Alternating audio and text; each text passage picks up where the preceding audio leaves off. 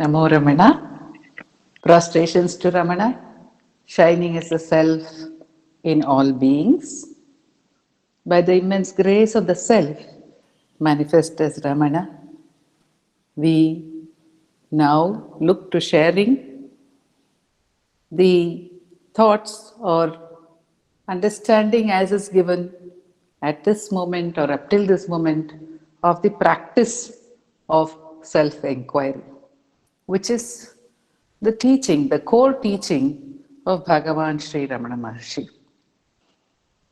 Bhagavan Sri Ramana Maharshi, as Vaniji just said, is not new to this forum of meditation and study circle. Vaniji herself is an adept at the practice and the explanation of the Ramana way. Nonetheless, the thought came to me to share this topic because recently when Dilip had his sharing in the Kannada session of the meditation and study circle, there were some questions by the participants on the practice of self-enquiry and the practice with regard to daily life.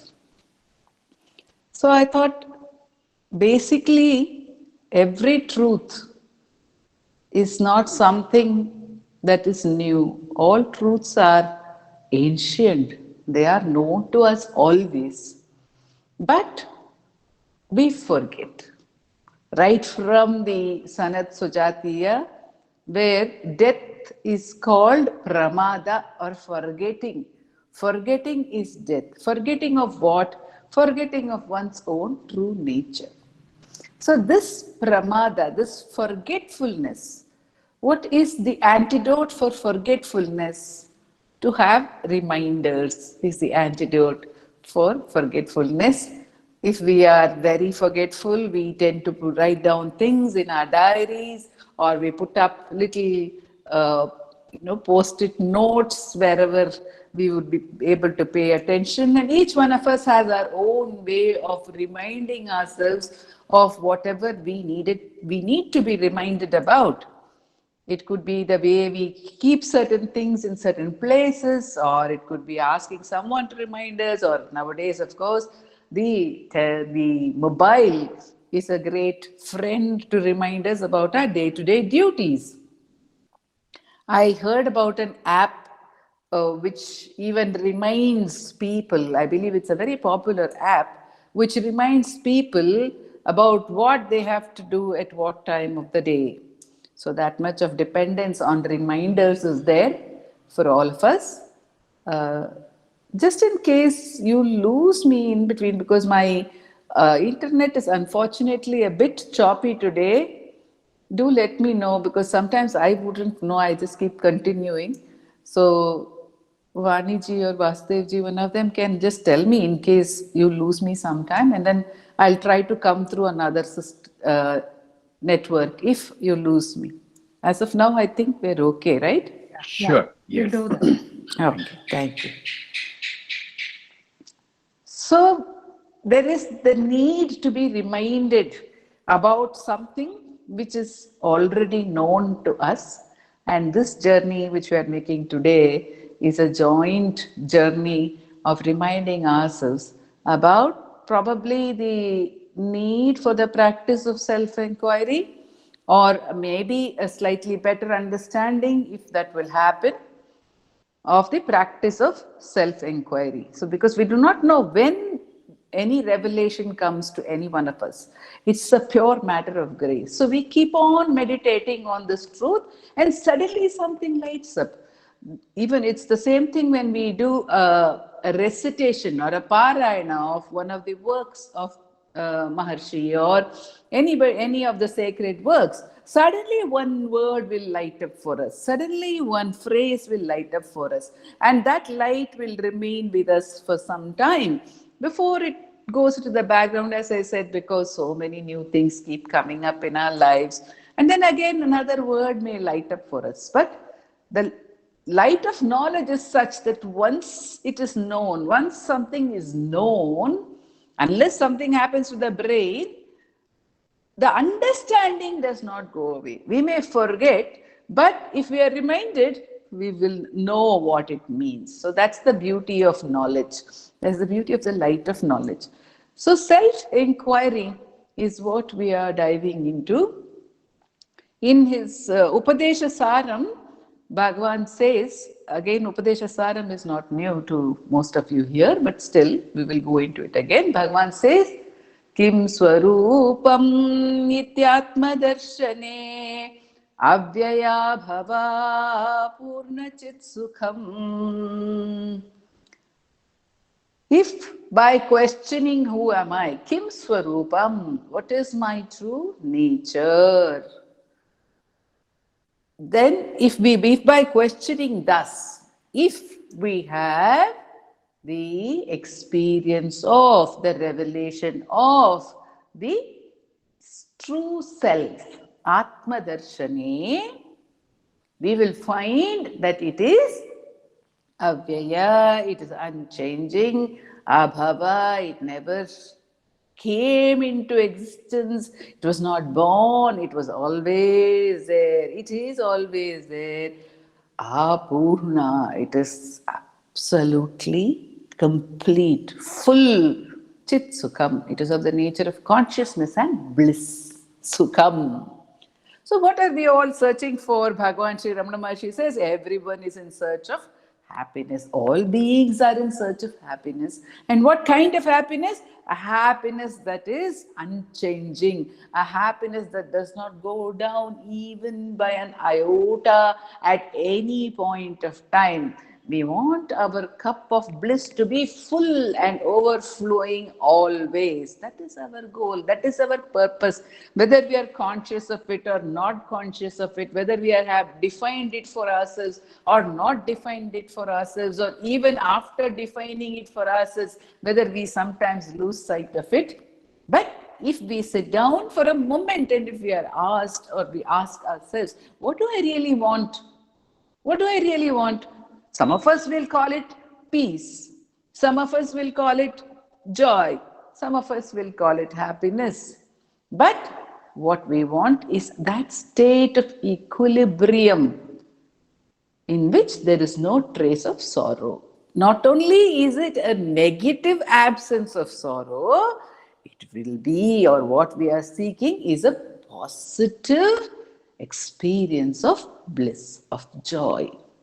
And it is the promise of the Sanatana Dharma, the scriptures, and it is the promise of all scriptures actually across the world, that we can reach a state where we are in bliss. It is called by different names, says Bhagavan Ramana. He says some people call it nirvana, some people call it mukti, some people call it kingdom of heaven. People call it by different names. But it is the same state which is longed for by one and all. All beings, says Ramana, all beings, not just by human beings, but by all beings. And this is, of course, known. Psychology in recent times has made several experiments to establish the pain avoidance behavior, the way learning happens in order to avoid pain in all levels of living beings. So the avoidance of pain and the seeking of something positive, the seeking of the reward, which gives joy, maybe for the animals, for the lower beings, for the rats, etc. It may be the reward, maybe sometimes it may be related only to food. It would be related only to the physical existence. But human beings are not so simple. We have different goals, we have varied approaches to this happiness, and we are constantly in pursuit of this happiness alone. But Muruganar Swami has a sweet song. He says, Yettanayo sarbu matruenor kulavenum vittahame jnanarul venkatava. Says, oh Ramana, People have so many supports, millions of supports. They seek millions of supports for what? For enjoying bliss. Millions of things we seek joy from. Millions of goals we have, millions of thoughts we have pertaining to those millions of goals that we have. But மெய்த்த குண சாதுகட்கு உன்னையல்லால் சார்பு வேறின்மை கண்டு சாதுக்களை ஆழ்சரண். But those who seek refuge only in you, what is that you? Even in Bhagavad Gita, Sri Krishna says, seek refuge only in me. What is that? That is what he says again in Bhagavad Gita. And Ramana, while defining himself, says something similar. In the Gita, Sri Krishna says, Aham Atma Gudakecha Sarva Bhutashe Sthita. Aham Atma, I am the self in all beings. And when Ramana was asked, who are you, Ramana? Are you Shiva or Subramanya, or are you Hari, or who are you? One of the devotees asked him. And he said, Hariyadi Tarajivarada Havarija Guhayil Arivairami Paramatman Arunachala Ramana. Arunachala Ramana is that consciousness which is sporting in the heart of all beings, beginning from Hari. Anything which is manifest, anyone who is manifest, there, sporting as the very heart of the self, which is of the nature of consciousness, Arivai Rami Paramatman. If we decide to take refuge in that self, which is our own nature, if we decide to find the answer for all our problems, only in the self, the answer will be given. And Ramana says, in Ramana Gita, he says, Sarva klesha nivritti syat phalam atma vicharataha. The fruit of self-enquiry is the dissolution of all troubles. It is the answer to all problems. All problems. Sarva klesha nivritti syat phalanam avadhisoyam asti netodhikam phalam. There is no greater fruit to be sought. This is the fruit. This is the highest fruit you can get from any action. The fruit of what? The fruit of self-enquiry. So the question is, I have just now briefly touched upon, why self-enquiry? In order to be self-aware, steadily self-aware. Why should we be steadily self-aware? To be in bliss, to enjoy the bliss that we are seeking. Everyone is seeking. Bhagavan Ramana says, like a river, like water that rises from the ocean, flows as a river, cannot come to a halt until it reaches the ocean. It can never be satisfied. And it will keep moving no matter how many obstacles it has to cross. Similarly, until you reach the self, you are not going to find peace. You are not going to stop being restless. This is what you are seeking. The great ones tell us this. This is what Ramana says. So we are seeking the self, no matter what we are seeking, what we appear to be seeking, whether our goal is financial stability or physical health, or it is intellectual satisfaction. No matter what we are seeking, at the core of it, we are only seeking happiness. And that happiness is not to be found anywhere except in our own true nature. Once we recognize this, then we are ready to start on our journey of self-enquiry, because the question will automatically come to us. The great ones are all saying happiness is your own nature. They're not just saying it. We are seeing it in their lives. We can see Ramana's life. We can see how, as a boy of 16, after he left home, he reached Tiruvannamalai and he threw away all his belongings, literally all except one loincloth. He threw away everything into the tank of Ayyankulam. And he went and resided in the temple, no idea about where from food will come. And he resided for some time in the underground, dark, dingy cave called the Pathala Lingam Sanctum Sanctorum, where his body was being eaten, actually his flesh was being eaten by vermin. And he was brought out by some good devout souls to whom Sheshadri Swami pointed out his existence there, and he was unaware of the condition of his body. Unaware, we say. But who told us all this? Who has reported this to us? Narasimha Swami, when he wrote Bhagavan's biography, got most of the details of Bhagavan's biography from Bhagavan Ramana himself. He took corroborative evidence, because he is a lawyer, he took corroborative evidence from many people, even for Bhagavan's statements. If Bhagavan says so and so was there, he might have gone and asked that person if the person was still alive. But he was in that state of bliss. What kind of a bliss is it that cannot be touched even by such a condition of the body? And this was when he was alone in the Pathala Lingam, and the last few years of his physical journey on earth, everyone saw the condition of his body. Doctors were shocked, amazed. They couldn't believe what was happening, that somebody's bodily condition, physical condition could be so bad, so terrible, where people might have been screaming in pain, and here was someone absolutely at peace. And not just at peace, a peace so powerful that it could engulf everyone who came into that presence. He continued to be in that kind of a state.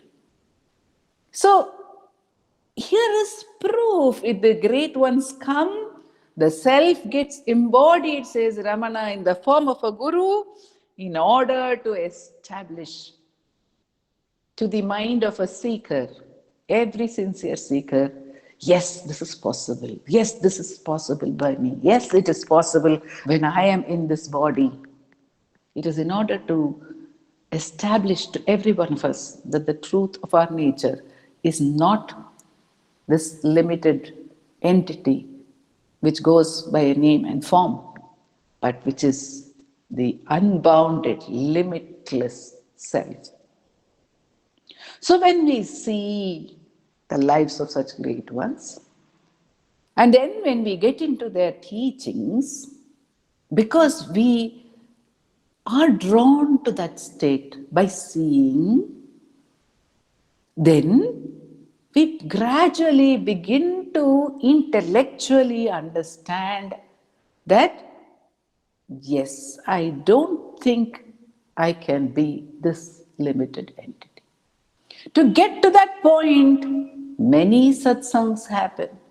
Many reiterations of the truth are heard by us. We read, we go over it again and again and again, until we are convinced that we must get back to our own true nature. Unless we have reached this point, there is no question of practicing self-enquiry. If we are happy being this name and form, if we are satisfied with this existence as it is, the embodied existence, then where is the need for practice of self-enquiry? The question would not arise. The question arises only for those who, for some reason, are not satisfied with their daily life, even if it is very good, because they feel there is something beyond it. Some may feel drawn to the self because they want to get away from difficulties in life. Many are like that also. There may be some who do not have difficulties, but who just are eager to get back to the self because it is a promise of bliss. And there may be those who wonder, what is this life all about? What's the meaning of my leading this life? If I am not really Sharada and I have spent my entire life, devoted my entire life to Sharada, of what use would my life really have been? If I donate my whole life to a stranger, this question may also come up for some of us. And when it does, we are drawn to the practice of what we call self-enquiry. So, what is the practice of self-enquiry? There is a traditional practice of self-enquiry or the Vichara Marga, and there is a specific, you could say, a slight modification of that, or a fine tuning of that, or a slightly different tuning of that Vichara Marga by Bhagavan Sri Ramana Maharshi, which is his own stamp on the path of Atma Vichara. So the Vichara, obviously, Vichara means inquiry. When one wants to know something, the best means is always inquiry.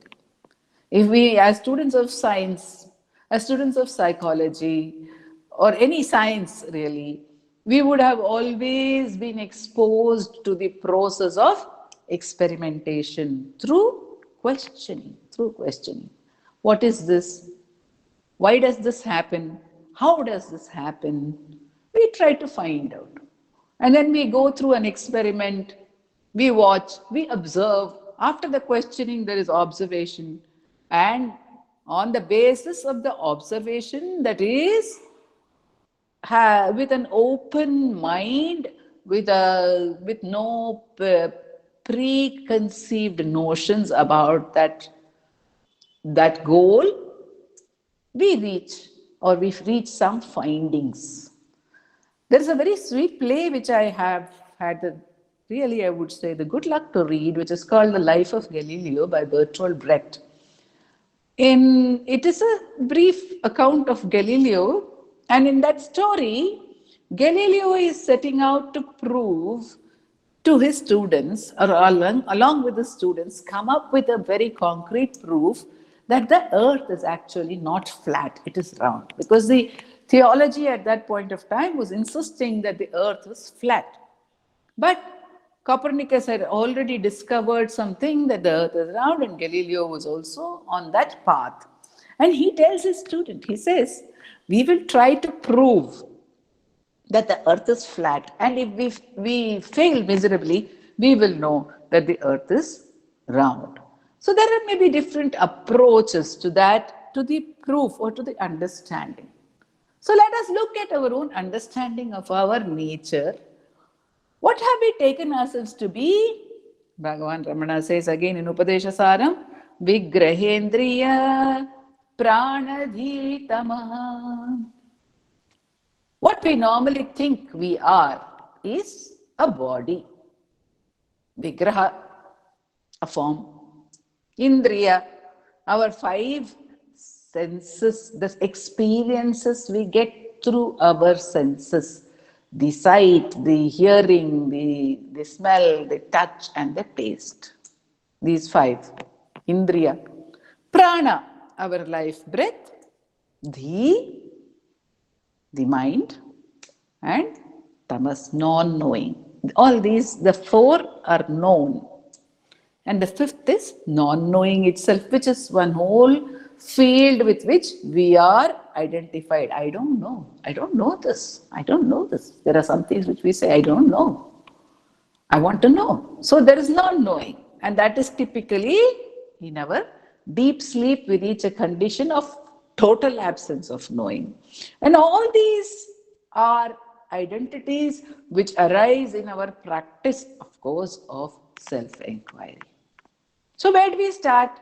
Bhagavan Ramana says, These are actually the 5 koshas, and one can do a pancha kosha viveka where one negates the truth that one is the body.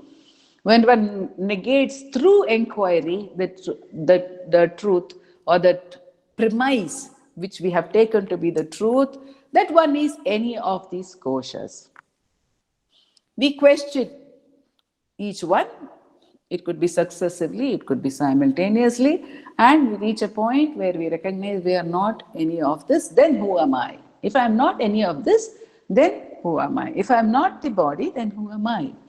But Ramana also says that actually these 5 are intertwined. They are like he gives the example of a scented handkerchief. They are like one handkerchief which has 5 aspects to it. It has the texture, it has the dimensions, it has the scent, it has the I don't now remember right away all the 5, but there are 5 dimensions, 5 aspects, 5 ways in which we can enjoy or see or perceive that scented handkerchief. So it's 5 dimensions of the same, all these 5 together constitute the identity or my being Sarada. They are not apart from each other because the breath is obviously mingled with the body and everything is there in the mind. If I'm not aware of the body itself is not there. So it is commingled with the mind. And Bhagavan Ramana, normally in the traditional Panchakosha Viveka, we have the body, then we have the prana, then we have the manas and the buddhi as 2 layers. And then of course we have the ajnana, or which is called the Anandamaya Kosha actually. But Bhagavan gives a slightly different classification. He says Vigraha and Indriya.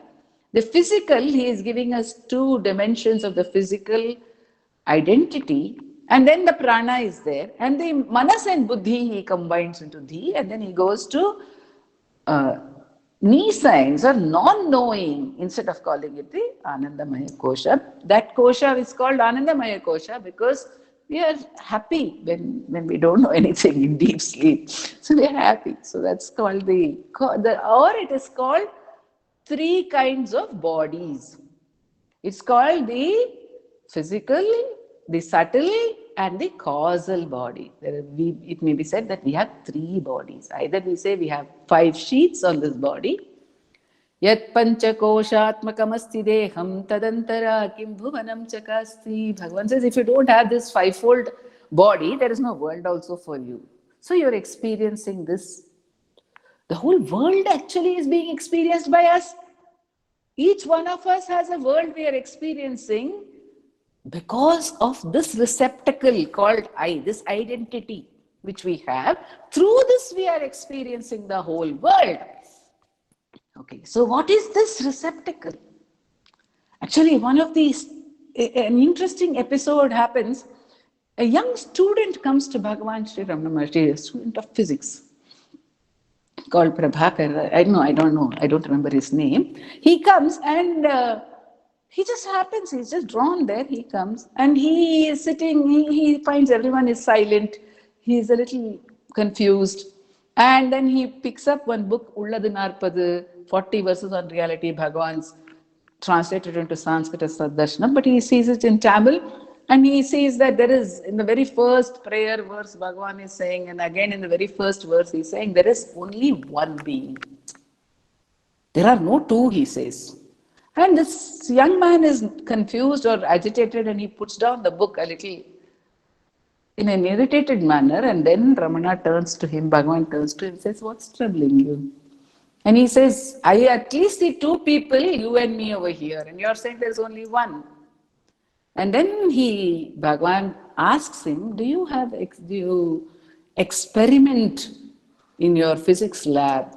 And you see things through the microscope. So what your microscope sees, your physical eye did not see.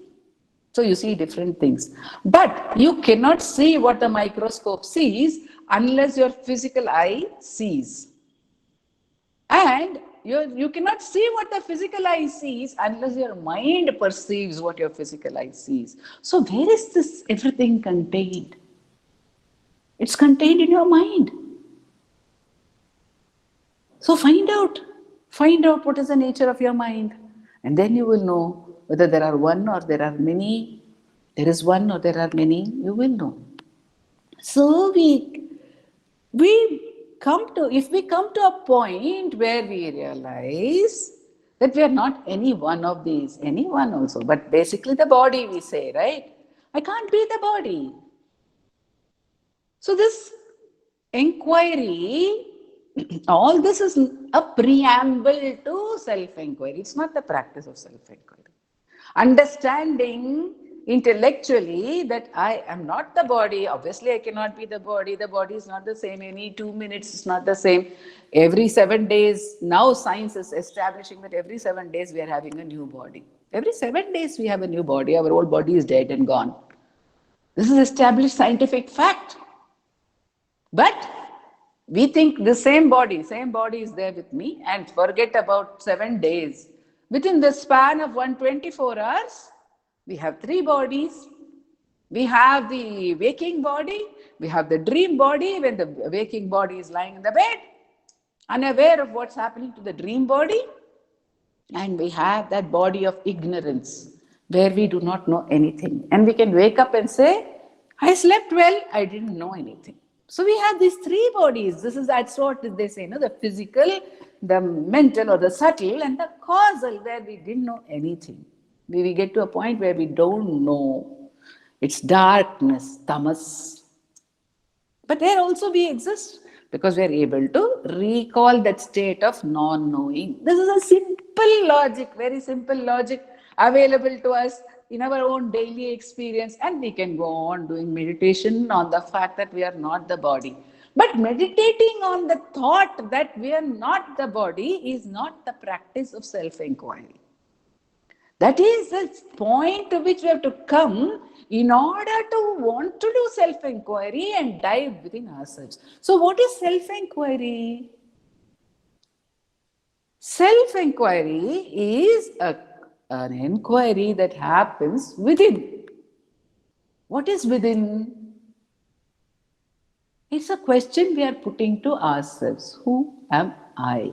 It's a simple question, right? Yet we wonder, what am I supposed to do when I'm practicing self-enquiry? What I am supposed to do is that I understand first that which I feel to be I, that which I experience to be I, is not outside. This much is our very natural experience. I am not outside. I am within. This is the first thing which any one of us will be able to say yes to. I am within. I am not outside. And by within, what do I mean? So when we start this inquiry, by within me, what do I mean? When I say the feeling of I is within me, I mean that it is within this physical limitation of a body. However, I do not mean that it is in any specific physical organ of the body. I do not believe that my sense of I is limited to a liver or an intestine or a lung or a kidney or the brain or even the physical blood pumping heart. I don't believe that.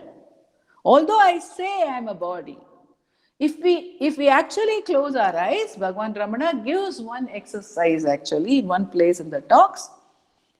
He says you can close your eyes and you feel yourself from head to foot. This is practiced in meditation. I think meditation in study circle also. You just feel yourself from head to foot. We can all do it. And when we do it, we are not thinking of any internal organ, we are not thinking of blood or muscle or anything or even bones. We are just feeling a sense of being. We feel a sense of being, but that sense of being has a boundary.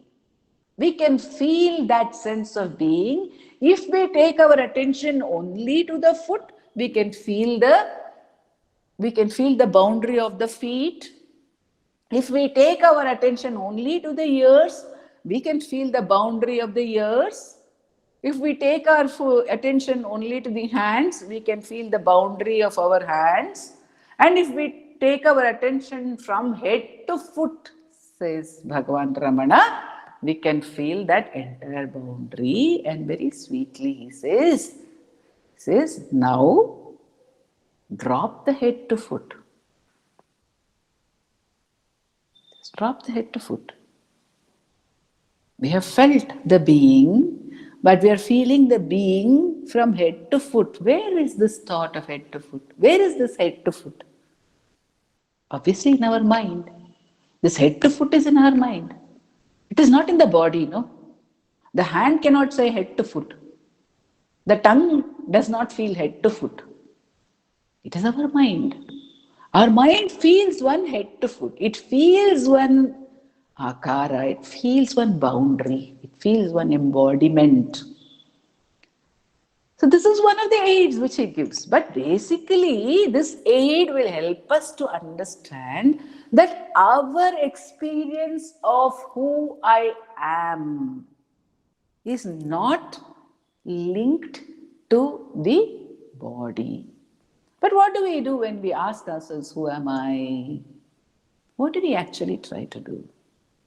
We only simply try to see with our own mind, we try to see what is this feeling or what is this experience of I-ness within me. We don't give any answers, but we try to experience the sense of I-ness within us. What is it that says I? Who am I? Actually, who is this? Is this? I don't even actually ask, but when I'm explaining, I'm using certain sentences and certain words like, is there any physical entity sitting inside me? Is there a small little Sharda sitting inside me saying, I? Is there a small little physical entity sitting inside any one of us which says, I? We all know there is no such entity. If we start asking ourselves, who am I? With the intention to experience the sense of I-ness, Naninum Sorporulamadu Nalume. In the Upadesha Saram again, Upadesha Undiyar, Bhagavan Ramana says, it is the true meaning of the word I. True meaning of the word I. I say I, but what do I mean by that term I? Nobody else can find it for me. I have to find it because it's within me. It's within each one of us. Our sense of I-ness is within each one of us. So we have to discover it within us. Nobody else can find it. Nobody else can even enter there. But when we go there, we'll realize there's nobody else. That's why nobody else can enter. But initially, when we see a world and we see ourselves, we have to inquire. What happens is that our habit of identifying with the body, identifying with the breath. I will come to the questions later if it's okay. I can see somebody raising a hand, but I'll just complete this. Otherwise, the trend of it may not get completed, and we will come back to your question, sir. So, I was saying that though what happens in our experiences, I'm all the time thinking identity. I'm thinking body, I'm thinking breath, I'm thinking body in terms of the physiological comfort of the body. I'm comfortable or hungry, uncomfortable, in pain. I'm thinking of the physiological experience of the body. So that is Vigraha. Or I'm thinking of my sense experience. I see something, I hear something, and I'm thinking about these sense experiences. In sadhana, either if I do practice yoga, pranayama, or when I want to start watching my breath, become aware of the breath, then in the sadhana, I may think of my breath. When I'm watching my breath, when I'm conscious of my breath, I may think of the breath. Or when there is any difficulty in breathing, I will think of the breath. Otherwise, I won't think of the breath. And all these thoughts we have, and sometimes we have subtler thoughts. We have thoughts pertaining purely to our mental experiences, apparently purely to our mental experiences, like love and hate, like and dislike, all the emotions, all the navarasas which we portray in dance, all these mental experiences we have. And our attention all the time, I am living saying, I'm feeling this, I'm feeling this, I'm thinking this, I'm doing this, which is linked to one of these 5 experiences. That is the body, the sense experiences, the mind, the breath, or not knowing. So when we start doing self-enquiry also, many of us say, when I ask myself, who am I? I come to a blank, or nothing happens. I don't know what to do next. So I reach a point of not knowing. And I identify with that not knowing. And I say, I don't know. I'm not getting an answer. I don't know. So what do I do? So I want to identify with knowledge. I don't want to, I'm identifying with not knowing, and I am not wanting that not knowing, and I want the knowing. But then my identification is still with a process. I know, I don't know, I want to know. But what Ramana says is at every point, who wants to know? Who experiences the senses? Who experiences the body? Who is saying I? Within me, there is clearly a demarcation for us. And this demarcation, Ramana gives a very vital clue that this demarcation happens in the form of thoughts. This division between world and me, between experience and me, happens in the form of thoughts. Every experience for us arises in the form of a thought. Every experience is in the mind in the form of a thought. Whether it is pain or pleasure, whether it is comfort, physical, whether it's body, as I said, whether I feel my body from head to foot, or if I feel one part of my body which is having pain, or whether I am having a sense experience, or whether I'm having a thought about my loved one, or I'm having a thought about something which I fear. It's everything, every experience. That's the first point we need to understand in the practice of self-enquiry, is that all our experiences are nothing but thoughts. All, each and every one. There is no difference whatsoever. Every experience is only a thought. Only a thought. And every thought has 2 aspects to it.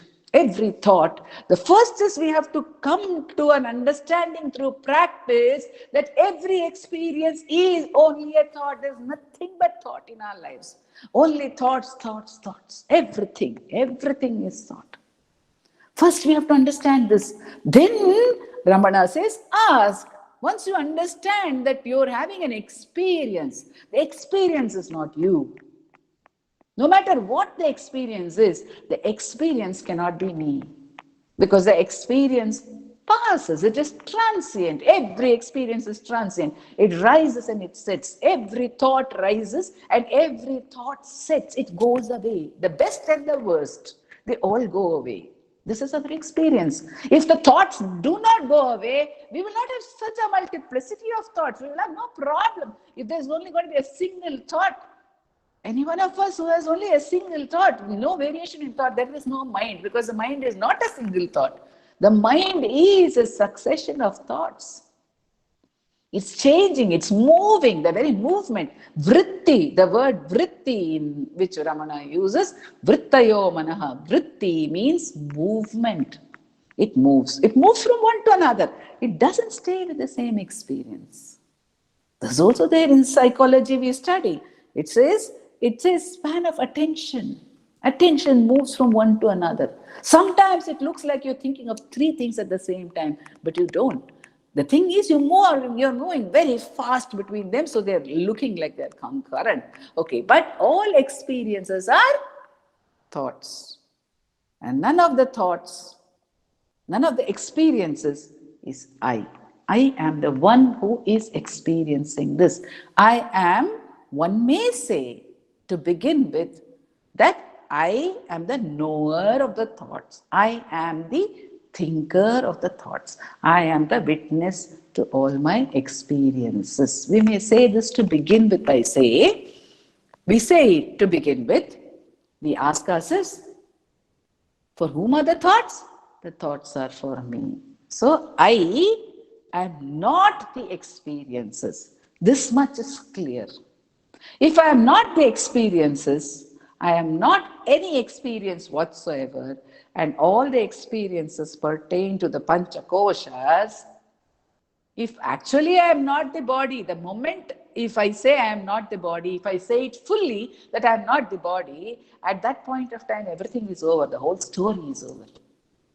If I am not the body, I cannot be the sensations. If I am not the body, I cannot have any experience further after that. That's what happens in death. That's what happens in deep sleep. I am not the body. I don't exist as this identity when I'm not the body. But when we tell ourselves I'm not the body, we normally mean only the physiological existence. We think it pertains to the physiological existence. So when I say I'm not the body, I still think I am the mind, I am capable of thinking. What will I think of if I am not a body? If I don't have some body, maybe not this body, I have a mental subtle body, I may be taking some other form, I may even take the form of a whole world or the whole universe, but it's a form. So that's a body, that's an embodied existence. So if I have an embodied existence, then there is a division between my experiences and me. And in order to understand this division, Ramana says, ask for whom is the thought. Whether this division is true or not, we can see later in our own experience. But to begin with, in self-enquiry, we start from where we are. In our experience, there is this divide. There is this constant divide between me and the world, me and my experience. So I see that I am not the experience. This much is clear to me. So first, I am having multiple experiences. Next, I am not any of the experiences. Not one, not any of the experiences. When I reach this point of understanding within me, with certainty, that I cannot be any of these experiences, I cannot be any of the thoughts because they'll disappear, then who am I? Then the question must rise within me. Who am I? If I am not any of these experiences, who am I? When I ask myself that question, repeatedly, as and when I tend to identify with any experience and thereby become an experiencer. When I am thinking, I am a thinker. When I am walking, I am a walker. When I'm eating, I'm an eater, isn't it? Whatever I'm doing, I identify myself with that experience. But if I'm watching, then I become the watcher.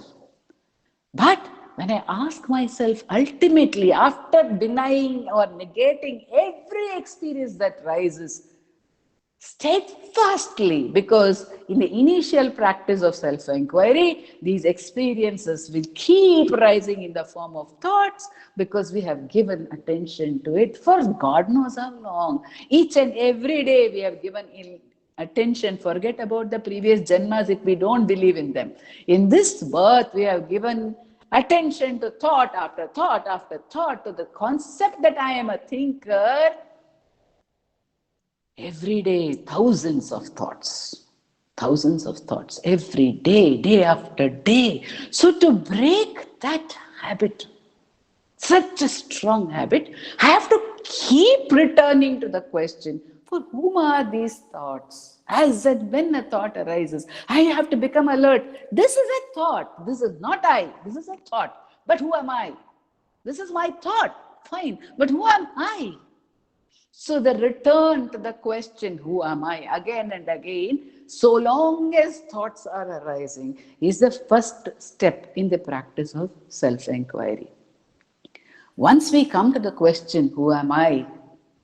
If there is no more rising of any thoughts, and the rising of thoughts, again, let me again enumerate it once more, the rising of thoughts may be connected with any part of our existence. The thought can be connected with the physical existence, it can be connected with the sensory existence, it can be connected with our breathing or the pranic existence, it can be connected with our mental existence, and it can be connected with the existence of not knowing, which in practice, in sadhana, appears for some people as a blank or a laya experience. So it could be that I don't have any thoughts now. I may think I don't have any thoughts. I go into a point where I don't have any thoughts. Then I come out of that point where I again start having thoughts. So what happens? What do I say to myself? I say, I didn't have thoughts, now I'm having thoughts. So what happens? I am actually identifying thoughts are arising in me about not having thoughts and about resuming having thoughts. Both are thoughts because they are experiences. When something comes and goes away, it is an experience for me. It is not I, because I never go away. I have seen millions of experiences coming and going. That's the truth for every one of us. Every one of us, that we are seeing millions of experiences coming and going. But we have not gone away. So, who is this I? Who is this I? And when I ask myself, beyond crossing every time a thought arises, every time a different identification arises in the form of any of the Panchakoshas, whenever it arises, if I question it, asking, this is a thought, becoming alert, this is a thought, this is not I, who am I? Ultimately, there will come a point when all thoughts actually cease, when all identification ceases. And then Bhagavan says, Ramana says that the self, the shining of the self will reveal itself. Until that point, we have to hold it. There are two steps only, the practice of self-enquiry, very simple. When thought arises, ask, for whom is this thought? The answer will come, it is for me. Then ask yourself, who am I? And watch. Try to watch. Try to see who am I when in the absence of all experiences. Try to remain with who I am in the absence of all experiences. That's what I'm trying to do. I'm trying to find out who I am. And ultimately, I cannot be anyone who is related to any of these activities, because when there are no thoughts, I am not a thinker. But I am. When there is no ignorance, when there is no nescience, when there is no darkness, I am not the knower of darkness. I am not the experiencer of darkness, but I am. So Bhagavan says, the waking comes and goes, I am. Dream comes and goes, I am. Sleep comes and goes, I am. So who is this I? When we hold on to it, when we hold on to it with the eagerness to know, it cannot remain unknown because it's our own nature. It is our own nature. It is remaining veiled by our attention, constant attention to objects and experiences in the form of thoughts. So the practice is to cut across this veil of thoughts by repeatedly questioning as and when a thought arises. This is the practice when we sit down for our meditation. What happens in the rest of the non-meditation time? How do we practice? This was also one of the questions which came up. How do we practice it in daily life? One, there has to be specific meditation time, self-enquiry time, says Ramana. It has to be there. Then it builds up its own power. It starts manifesting. It becomes an underlying current of its own accord. And then the self-experience itself would happen, and the self-experience would become an underlying current. But until then, we can remember it intellectually whenever we get very deeply involved in anything. Meaning to say, whenever we get disturbed, whenever we get attracted, whenever something emotionally strong is happening, all the more we can ask ourselves, tell ourselves, this is an experience, this is a thought. For whom is this thought? Who am I? There's only an experience. There's only an experience. Whenever possible, during the day, we can practice the self-enquiry. We can go back to trying to see. We keep trying. See, it's not an object. It's not an object. It's not a physical object that can be seen or perceived by any of the senses. It is so subtle. It's subtler. It's the basis of all this. So it's subtler than everything else. So how do we get to see it?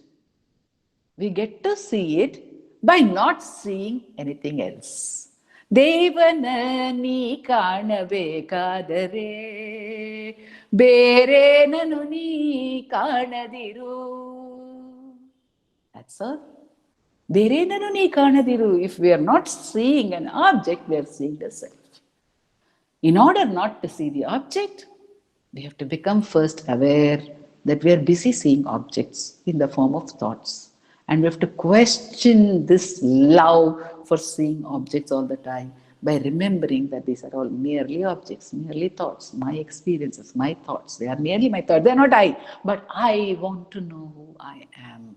That eagerness to know who we are. And the recognition that everything else is not I. This combination will lead to our experiencing the self. Initially, perhaps intermittently, and then that once it is seen, and even if it is intermittent, yes, the sadhana still has to continue until the experience is steady, until it is as natural to be the self or to be aware of the self as it is now natural to be a name and form, says Ramana. This is the practice. And it is a simple practice, but it is not easy or difficult. Actually, nothing is easy or difficult in life. It all depends on how much we want it. If we want something, we do it. Whether we find it, it's not easy in that sense because it requires effort. It's not effortless initially. It requires effort in the beginning. Sadhu Om Swami says, Venu Murudi Mudalile Virumbi Dhyanam Panduva. And Bhagavan also says, Parivalulam. Have love for the self. Have love for it. You have to make the effort. And when we make the effort, gradually it will become natural. Then it is not difficult anymore. Initially, every effort is difficult. The effort of a child to sit, to stand, to walk is also difficult. We think it is natural, but it is effort. Until it manifests as a natural. So we have to make the effort if we want it. And I will conclude before the questions by remembering two little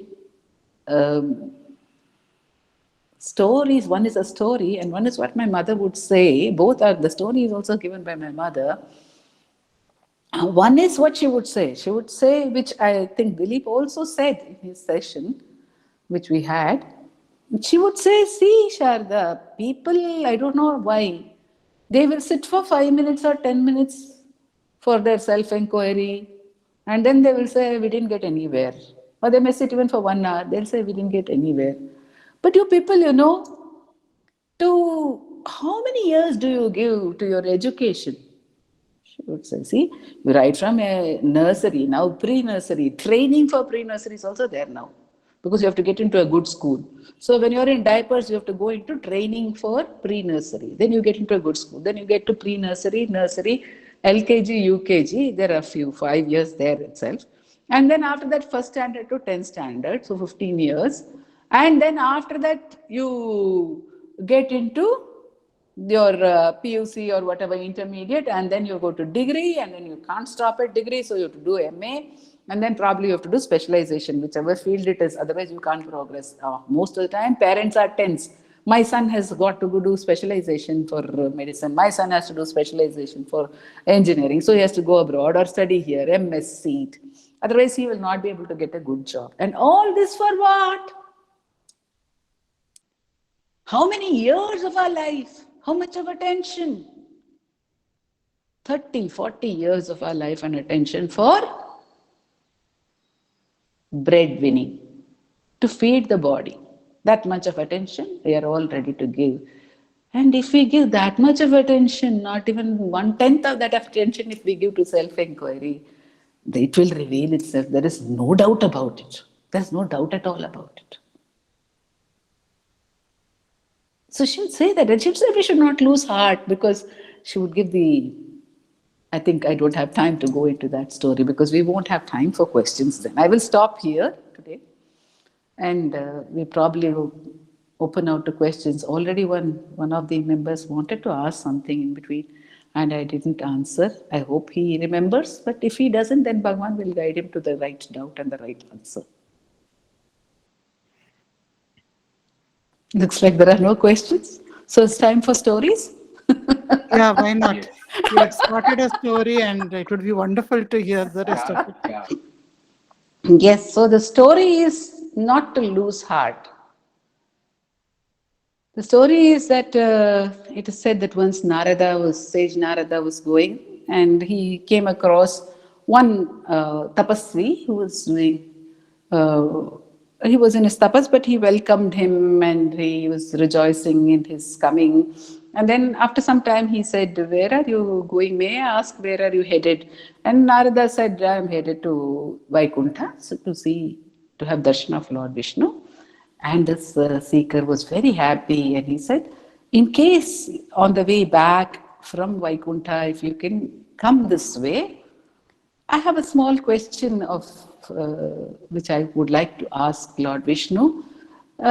Do you think that, just could you ask him whether I am eligible to get self-knowledge, whether I will get it?" And Narada said, "Yes, I will ask him. And if he replies or whatever he replies, I will come back and tell you. It's not a problem." Then he went further ahead and he saw one more tapasvi engaged in very arduous penance.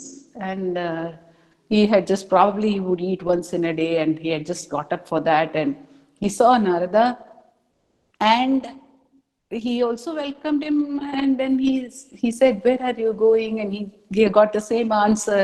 And then he told him, "Okay, can you please ask Lord Vishnu when I am going to get self-knowledge?" Narada said, "Yes, sure." So he was sort of certain that he's going to get it, but he was not sure when. And Narada went ahead and he came back. On his way back, so he met the second one first, obviously. And he met him and he said, and he welcomed him and he was very eager. "Did you meet Mahavishnu?" "Yes, I had darshan of Mahavishnu." "And what did he tell? When am I going to get self-knowledge?" And Narada said, "Mahavishnu is assured that you are going to get self-knowledge at the end of 3 lives." And this tapasvi became despondent, so despondent. 3 more lives. I've been working so hard. 3 lives it's going to take. He went into deep depression. Narada said, "Okay," but he moved on. And he said, "My God, I don't know how I'm going to face the next one. Anyway, I'll face it, part of the job." And then he went and as soon as the other devotee, he saw him, he was overjoyed and he welcomed him and he said, "I am so blessed that I am seeing you after you have had darshan of Lord Narayana. It's like as for myself having darshan of Lord Narayana." Many of us feel this way, Somebody goes to Tiruvannamalai and comes, we say, "Oh, so nice. You pray for us. Oh, you went to Tiruvannamalai and came. I'm so happy that you had darshan of Arunachala. How was it?" So he's busy talking to him about his darshan of Narayana. "How was it? You please describe Lord Narayana's glory." And he's lost in it. He's so happy. And he's not even remembering the question which he had posed. After some time, Narada has to go about his duty. So he said, aren't you interested in knowing Mahavishnu's answer to your question? And the devotee says, you actually remembered me. You actually remembered me and you asked Mahavishnu. I can't believe this. It is so gracious of you. Okay, and actually Mahavishnu also gave an answer to you. How wonderful. Please do tell me. I would love to know what he said.